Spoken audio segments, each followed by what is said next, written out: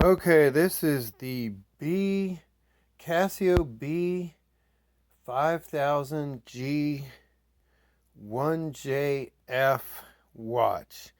And I got this off eBay for $284 shipped, including tax. And this is supposed to be new with tags. And there's a little bit of wear on the box. I've gotten several new Casios lately, and they range from slightly used off eBay to new. I got some from one from TikTok area. I should have done a video on each one, but I didn't. I might do it later, honestly. I've got all the materials. But anyway, it comes with a Casio FCC statement, the module, information.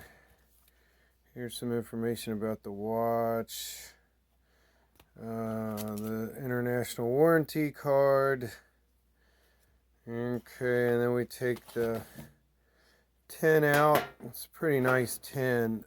The thing is, I was interested in this model because it's one of their top modules. It's the resin band and it's black, but it's a similar module to the titanium series, except it's got a stainless steel back, and obviously it's not sapphire glass. But anyway, it's the nicest thing I've bought so far. I made a fake titanium watch with a Chinese band, titanium camo laser edge band, and then I put a $110 Bluetooth module in it. But this is a nicer module. So anyway, here's the watch. You can see it. It looks pretty new. Let's see. It's got a bunch of tags still on it. Let's see. There's the tag. There's the retail is, you could see, $500 on this model. So I think I did pretty well. It's still got the original plastic. There's the back. Is you can see, hopefully you can see, probably not. Let me remove the sticker so you can see. Sorry, you learn to edit, but anyway, all right.